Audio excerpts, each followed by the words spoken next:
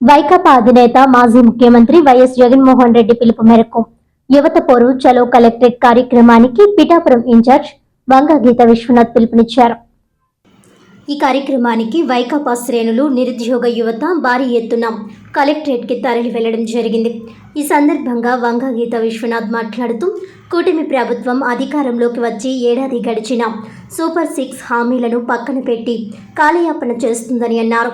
అధికారంలోకి వచ్చిన వెంటనే ఉద్యోగ నోటిఫికేషన్ భర్తీ చేస్తామని చెప్పి కూటమి ప్రభుత్వం నిరుద్యోగులకు నిరాశ కల్పించారని తెలియజేశారు. నిరుద్యోగులు ఉద్యోగులయ్యే వరకు 3,000 రూపాయలు ఇస్తామని హామీ ఇచ్చిన కూటమి ప్రభుత్వం అధికారంలోకి వచ్చాక నిరుద్యోగులకు మాటే మరిచారని, ప్రజలకు దగ్గరగా పరిపాలన ఉండాలనే ఆలోచనతో జగన్మోహన్ రెడ్డి వాలంటీర్స్ను, అదేవిధంగా రేషన్ వెహికల్స్ను ఏర్పాటు చేస్తే ఇదే కూటమి ప్రభుత్వం అధికారంలోకి వచ్చి వాటిని తొలగించి నిరుద్యోగులను శాతం మరింత పెంచారని అన్నారు. పిఠాపురం నుండి యువతతో బయలుదేరి కాకినాడలో జరిగే భారీ ర్యాలీలో పాల్గొని కలెక్టర్కి వినతి పత్రం అందజేయనున్నట్లు వంగ గీత మీడియాకు తెలిపారు. అందరికీ నమస్కారం. మరి వైఎస్ జగన్మోహన్ రెడ్డి గారు గౌరవనీయులు వైఎస్ఆర్సీపీ రాష్ట్ర పార్టీ అధ్యక్షులు, మాజీ ముఖ్యమంత్రి వర్యులు, మరి వారి పిలుపు మేరకు తల్లిదండ్రుల తరపున, విద్యార్థుల తరపున, నిరుద్యోగ యువకుల తరపున మరి వారి పిలుపునివ్వడం జరిగింది.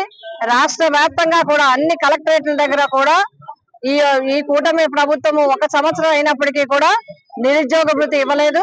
ఇంచుమించుగా సూపర్ 6 హామీలు చెప్పి మొన్నటి వరకు ఒత్తిడి తెస్తే ఆ తల్లికి వందనం ఒకటి మొదలు పెట్టారు తప్ప మిగతా ఏ కార్యక్రమాలు కూడా యువతకి కానీ విద్యార్థులకు కానీ అందించలేదు.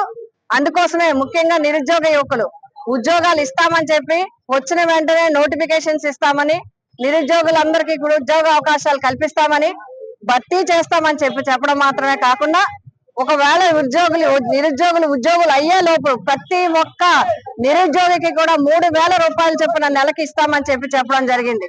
12 నెలలు గడిచిపోయాయి. 36,000 ప్రతి నిరుద్యోగికి రావాల్సింది కానీ ఇవ్వలేదు.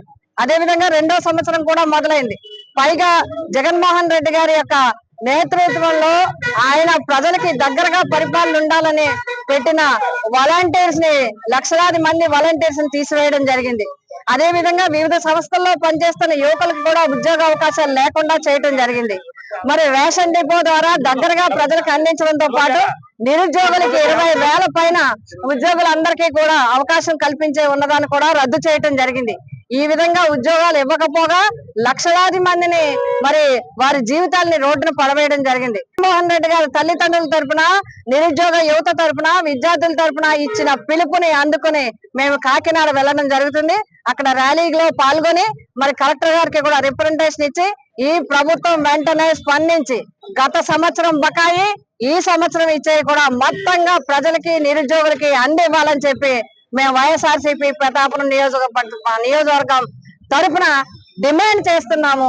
తక్షణం నిధులు మంజూరు చేయాలి, ఉద్యోగాలు భర్తీ చేయాలి.